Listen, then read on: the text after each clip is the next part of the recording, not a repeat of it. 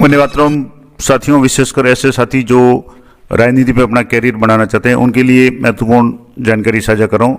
जैसे कि आपको पता है, SIR कार्यक्रम के बाद में अभी बहुत जल्दी ही पंचायती चुनाव और शहरी निकाय के चुनाव के संबंध में अलग अलग तरह के प्रेस नोट वगैरह आ रहे हैं और बहुत जल्दी ही संभावना है कि पंचायत राज चुनाव है वो शायद अप्रैल माह से पहले यानी मार्च महीने में संभावना है। तो अब ऐसी स्थिति में एक जो न्यूज़ सामने आ रही है कि शहरी निकायों में जो भी वार्ड वगैरह पार्षद वगैरह बनेंगे उनके लिए न्यूनतम शैक्षणिक योग्यता है वो अनिवार्य करने की बात चल रही है। क्या क्या खबर है और क्या खबर तो मैं आपको पहले तो बता दूं। जो हेडिंग है अखबार की, शहरी निकायों में होगी, शहरी निकाय चुनाव में होगी न्यूनतम शैक्षणिक योग्यता, पार्षद बनने के लिए 10वीं 12वीं पास की अनिवार्यता, और मंत्री खर्रा ने CM को भेजा प्रस्ताव। अब ये बहुत बड़ी न्यूज है, इसमें है कि राजस्थान में शहरी निकाय चुनाव से पहले नियमों में बड़े बदलाव की तैयारी है और राज्य सरकार पार्षद पद के उम्मीदवार यानी जो शहरी क्षेत्रों में नगर पालिका क्षेत्र वगैरह में होते हैं उनमें न्यूनतम शैक्षणिक योग्यता 10वीं या 12वीं तय कर सकती है।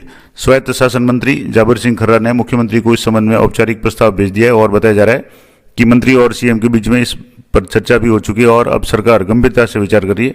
अभी तक शहरी निकायों में चुनाव में किसी तरह की शैक्षणिक योग्यता की शर्त नहीं है। कुछ समय पहले जो शर्त रखी गई थी वो बाद की सरकार ने उसको हटा दिया था, खास करके जो भी पंचायती राज संस्था उनमें भी।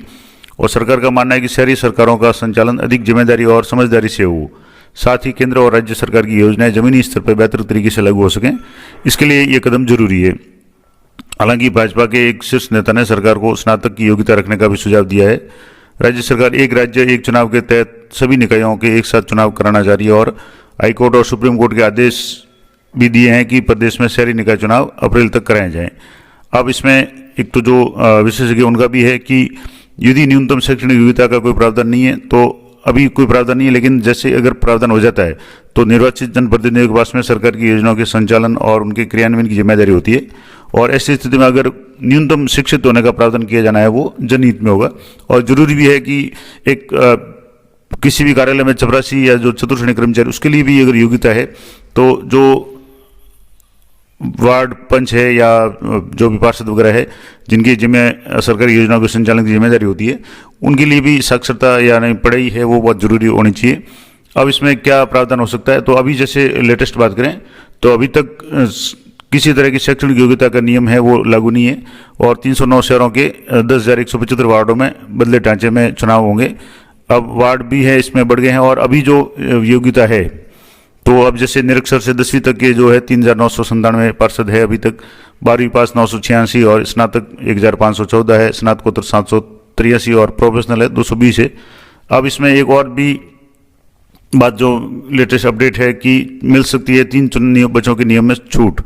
चुनाव लड़ने वाले जो भी उम्मीदवार हैं उनके लिए अभी तक 2 बच्चों की जो बाध्यता का प्रस्ताव है वो अभी तक जारी है, लेकिन विभिन्न जनप्रतिनिधियों और नेताओं की मांग पर सरकार इस पर गंभीरता से विचार कर रही है और स्वायत्त शासन मंत्री पहले भी इसके संकेत दे चुके हैं।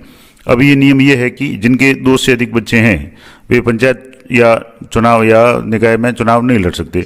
अब इसे बढ़ाकर 3 बच्चों तक किया जा सकता है। तो ये भी एक संभावना है कि 3 बच्चों के नियम में यानी 2 से अधिक बच्चों के नियम में छूट मिल सकती है और उसको बढ़ा करके 3 बच्चों तक किया जा सकता है। अब बात करेंगे कि जो भी स्वायत्त शासन मंत्री है उनकी क्या राय है। तो शहरी निकायों के का संचालन अधिक सक्षम और जिम्मेदार बनाने के लिए पार्षद पद की न्यूनतम शैक्षणिक योग्यता तय करने का प्रस्ताव भेजा गया है और उद्देश्य योजनाओं के बेहतर क्रियान्वयन को सुनिश्चित करना है और सभी पहलुओं और विधिक राय के आधार पर उच्च स्तर पर जल्दी निर्णय हो जाएगा कि योग्यता रखनी है या नहीं रखनी। तो ये बहुत बड़ी अपडेट है कि 12वीं पार्षद के लिए भी 10वीं 12वीं करने की अनिवार्यता है और शायद ये भी सुनने में आ रहा है कि पंचायत राज संस्थाओं के जो भी वार्ड पंच और सरपंच है उनके लिए भी हो सकता है बहुत जल्दी किसी न किसी योग्यता की घोषणा सरकार द्वारा कर दी जाए।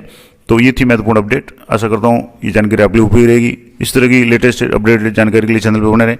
मिलते हैं नेक्स्ट वीडियो में, तब तक जय हिंद जय भारत।